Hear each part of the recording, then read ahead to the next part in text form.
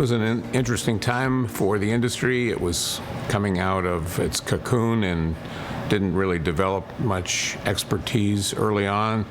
Part of it was the vestiges of Prohibition, which essentially shut down all of the scientific investigation that had been done at UC Davis and Fresno State prior to 1919. And from 1919 to 1933, there was no scientific investigation into winemaking, and it didn't ratchet up until '66 when Robert Mondavi opened up his winery for the first time. So really, the industry was coming out of a lethargy that was built on virtually no knowledge. I was a sports writer for 13 years, and then I did some high technology, but I started writing about wine in 1979, actually before I finished my sports writing, and then ended up doing quite a bit of high technology reporting for the San Diego Union, and that's where I got to know the wine community of San Diego, and that was a tremendous benefit in terms of my development. I was with the LA Times for almost 8 years.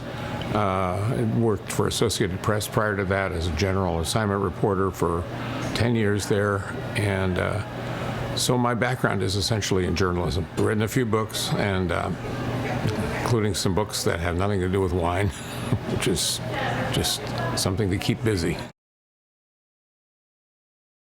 Well, in 1976, when the Paris tasting took place, I had only written a wine column for maybe less than a year, and I was unaware of the impact of this, partly as a result of the fact that California wine was really not on the horizon yet. I was buying them, and I was drinking them, essentially, but really California wine was so new to the industry. Bordeaux was the thing. And the fact that California wines would win out over the French in a blind tasting in Paris was an interesting curiosity. But I was also a math major in college, and I used my mathematical instincts to realize that this was probably a slight aberration and would eventually go down in history without much acclaim, but it turned out to be a lot more important than that. I think it took at least a decade before the effect was really felt, because first of all, there was only one reporter who covered it, and it was in Paris at a location that was pretty obscure. When the reporter sent his story into Time Magazine reported in a single column with a small headline. The headline included the phrase "Judgment of Paris," so that's how the name came up.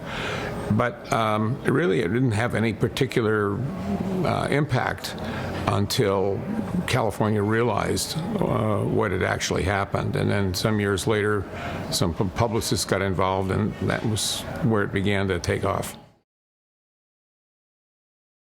I got serious about wine in 1972 as a result of a sporting investigation. I was covering the Olympic Games track and field trials in Eugene, Oregon.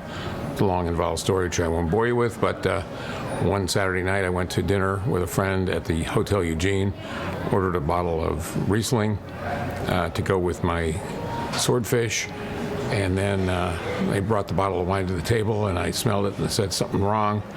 And the waiter said, "What's wrong?" And I said, "I don't know, something wrong." And I handed him the glass, and he smelled it, and he says, "Well, this wine's corked." And I said, "I don't know what that means." And he said, "Well, it's been infected by a bad cork." And I said, "Well, then take it away." And he said, "First of all, I have to tell you, you have a future in wine." He says, "This corkiness is very subtle, but you picked it up." And I said, "Well, I don't know what I'm dealing with." And he said, "Well, someday you will." And so as he went away to get another bottle of this stuff, by the way, the second bottle was clean as a whistle, and he said something about this is an interesting aspect to the business that nobody talks about, but it says, "You obviously know what you're doing." I said, "No, I really don't know what I'm doing." So that was the beginning, and it taught me something. I think part of it is education. I didn't know what I was finding offensive about that particular bottle, but it just didn't seem like it was appropriate to be spending, $9 for a bottle like that in a restaurant. I just liked Riesling at the time, and strangely enough, I still love Riesling. It's my favorite grape variety on the planet, and if I had a go-to wine, it's Riesling every day of the week. I was very fortunate. I had a good friend who was really much more into wine than I was. And by 1976, he had convinced me it was time for the two of us to go up and take the UC Davis short course in enology. So we went up, we drove, it was June of 1976, we drove up to Davis. So I stayed with my brother and his wife at the time, and we went to the 2-day UC Davis short course in enology, and it was so amazing how much I didn't know about wine and how much was really fascinating. It was a journalist's heaven, because if you're a journalist, you're inquisitive, and I was really, really inquisitive about that stuff. And I heard all these terms, I wrote them all down, and when I came back, as we were driving back down I-5, which wasn't even I-5 at the time, and we're driving back to Los Angeles, where I was living at the time, and I kept saying to my friend Mike, I said, look, we've got to push into this more. This is serious stuff. And he and I both began to investigate it together. So fortunately, with a good friend in the business, indirectly in the business, the two of us sort of leapfrogged each other until finally I stayed in it and he backed away. It was tremendous fun. It was absolutely the most exciting time for me personally, because I was discovering stuff right and left. I mean, it was so amazing. And then in 1979, when I moved to San Diego to become a sports writer at the San Diego Union, I was asked to write the wine column for Copley News Service. And I really didn't know what I was doing, but they needed a wine columnist, and I said, I'll do it. So it forced me to do a lot of homework and research and go to tastings and do all kinds of investigation into enology, viticulture, all the other subjects, agronomy and botany and stuff like that. It was very interesting. And the more I learned, the more I realized that 99% of it was of no use to my readers. But it was important to me to know the background, and then when I said something about the wine, I could back it up. If somebody ever asked me, prove that, I could. And I think more importantly, the consumer needs to know that the writer is knowledgeable about wines enough to back up the support that he or she gives to support the validity of a tasting note that you write for a particular wine. If I just wrote about a Rioja, I didn't just do it because I liked it. I did it because of all the other things I learned about the wine that lead up to my appreciation for what it is. Yes, but most of it was by buying books from UC Davis's wine library from the bookstore and reading up on my own. I bought Table Wines by Amoryne, and I read through Table Wines as much as I could. There was a lot of chemistry in there, which I didn't understand, but that's fine. I mean, I ignored the chemistry, but read through the words, and the words were important. And then I talked to winemakers, got to know winemakers very, very well. And in fact, I got to know some of the best of them. They were people who had chemistry backgrounds, and I learned the chemistry on the fly. So I was able to do some microbiological analysis quickly and some chemistry analysis quickly, because I was already conversant with the language of chemistry and microbiology. I didn't understand it all, but I understood enough of it to be able to convey it to my readers without it being difficult to understand. My columns are never technical. I like diversity. I have never used a number on wine. I don't score wines by number. I think numbers are a fiction. And the problem with numbers is that there are no parameters, and without parameters, the numbers mean nothing. And let's just use as an example the fact that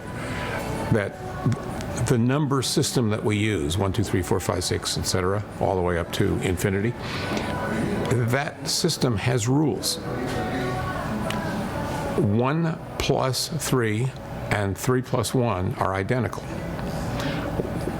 3 minus 1 and 1 minus 3 are not identical. And the rule is that subtraction is not commutative. And addition is commutative. Well, as a math major, that's the easiest thing in the world. Tell me about how that 100-point score was achieved. It was some fantasy that came up in the head of the reviewer, and that means nothing to me. What style of wine am I going to get? When I buy a bottle of Burgundy, is it going to be like a Côte de Nuit or a Côte de Beaune, or is it going to be like Santa Barbara County? I don't know.